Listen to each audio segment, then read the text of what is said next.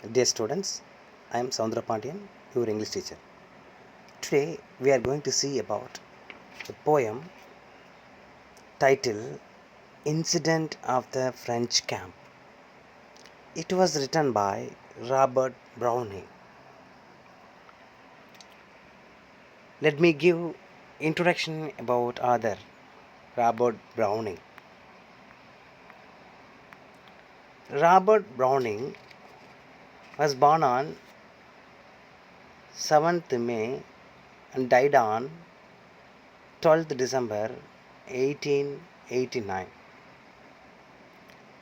He was an English poet and playwright whose mastery of a dramatic monologue made him one of the foremost Victorian poets. He was born in Camberwell, a suburb of London, on 7th May 1812. He was educated mainly at home, but he attended a short course in Greek at London University. His poems are known for their irony, characterization, dark humor, social commentary, historical settings, and challenging vocabularies and syntax.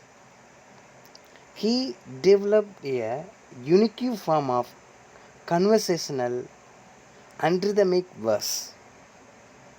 The collection Dramatic Personae and the book-length epic poem The Ring and the Book made him a leading British poet.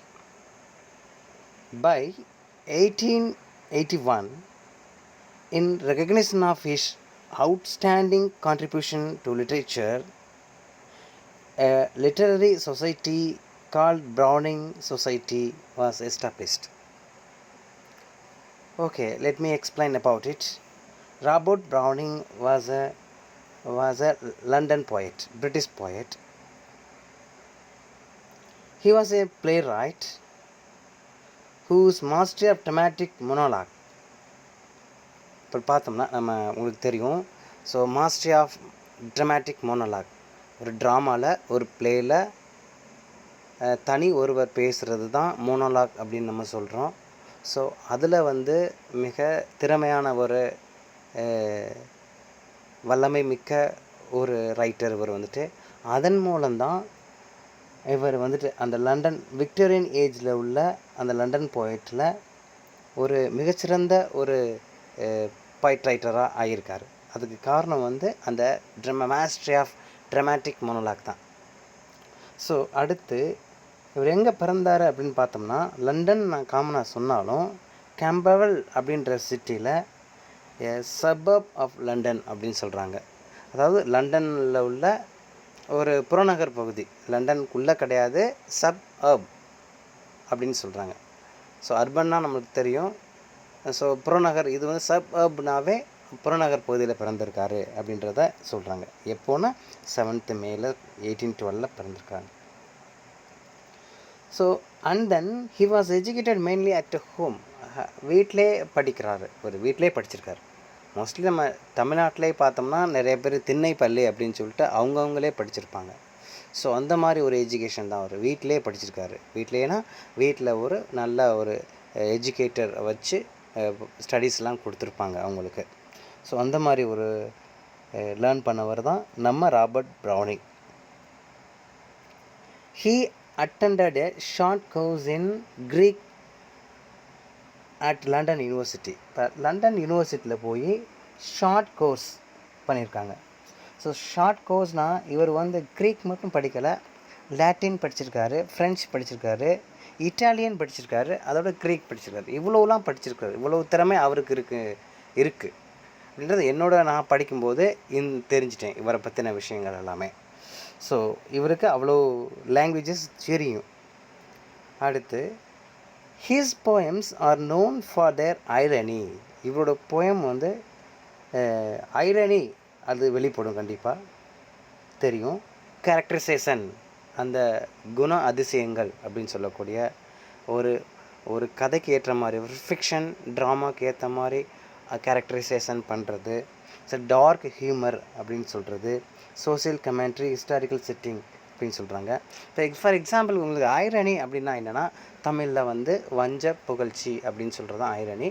So இங்கே ஐரணினா எப்படி அப்படின்னு பார்த்தோம்னா, ஒரு சிம்பிளான ஒரு Shakespeare ட்ராமாவில் பார்த்துட்டோம். நம்ம வந்துட்டு ஷேக்ஸ்பியர் ட்ராமாவில் பார்த்தோம்னா நம்ம ஜூலியஸ் சீசரை எடுத்துக்குவோம். நீங்கள் படிச்சிருக்கீங்களா என்னென்னு எனக்கு தெரியல. ஜூலியஸ் சீசரில் பார்த்தோம்னா ப்ரூட்டஸ் இருப்பார். அவர் சீசரை கொன்றுவார். கொன்னுட்டோன்னா இந்த அரசவையில் இருந்த ஆண்டனி வந்து ஃபினரல் ஸ்பீச் கொடுப்பாங்க ஒவ்வொருத்தரும். ஸோ அப்படி கொடுக்கும்போது ஒவ்வொருத்தரும் அவங்கள அந்த இறந்தவரை பற்றினா புகழ்ந்து பேசுவாங்க. ஸோ அந்த ஆர்குமெண்ட்டில் கூட நம்ம பார்த்தோம்னா, குற்றம் செய்த அந்த ப்ரூட்டஸை குறை சொல்லக்கூடாது அப்படின்றதுக்கு, டைரெக்டாக குறை சொல்லக்கூடாது அப்படின்றதுக்காக அந்த ப்ரூட்டஸ் மற்றும் ப்ரூட்டஸ் சேர்ந்த ஆட்களை எல்லாத்தையும் ஆண்டனி எப்படி பேசுவார்னா, they are the honourable man, they are the honourable man அப்படின்னே சொல்லிடுவார். ஸோ அவங்க எல்லாத்தையுமே ஹானரபிள் மேன்னே சொல்லிடுவார்.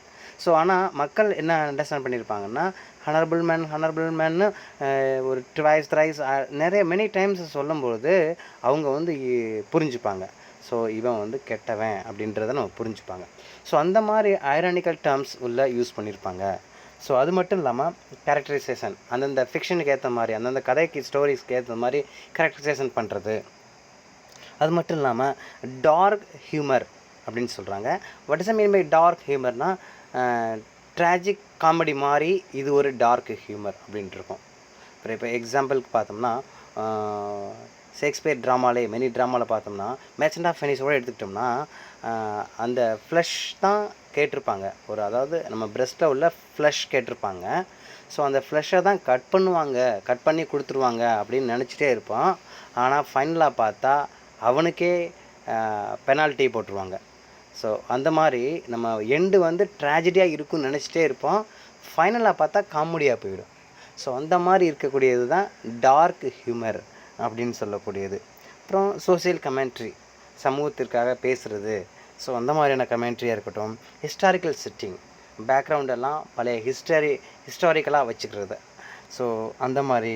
ஸோ சேலஞ்சிங் ஒக்காபுலரி செட்டிங்ஸ் பார்த்தோம்னா, ஒக்காபுலரியும் நம்ம பார்த்தோம்னா நல்ல வேர்ட் பவரோட. இப்போ லண்டன் எடுத்துட்டாலே இங்கிலீஷ்க்கு நம்ம பயப்படுறோம். அந்த மாதிரி பயங்கரமாக இருக்கும் அப்படின்னா அது அவங்களோட மதர் டங்கு. அதனால் நம்ம பயந்து ஒன்றும் ஒரு இது இல்லை. ஸோ நம்ம வந்து நம்ம மொழி தான் நம்மளுக்கு ரொம்ப முக்கியம். ஸோ அது வந்து கமர்ஷியல் லாங்குவேஜ். ஸோ நம்ம வந்து ஏர்ன் பண்ணுறதுக்காக கற்றுக்கொள்ளக்கூடிய மொழி தான் English.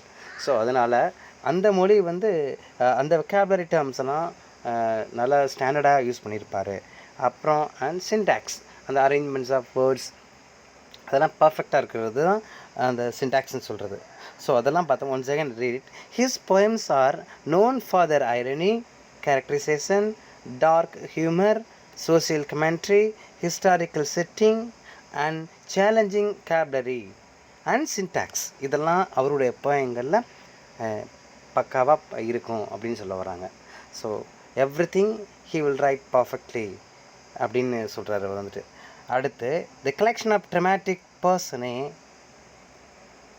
and book-length epic poem The Ring and the Book made him a leading British poet by 1881. British poet, okay. By 1881, in recognition of his outstanding contribution to literature, a literary society called Browning Society was established. By 1881 பார்த்தோம்னா அந்த literary society வந்து browning society அப்படின்னே அவங்க அழைக்க ஆரம்பிச்சிட்டாங்க.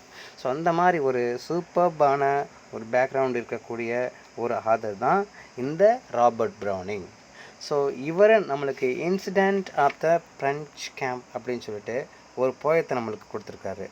Incident of the French camp.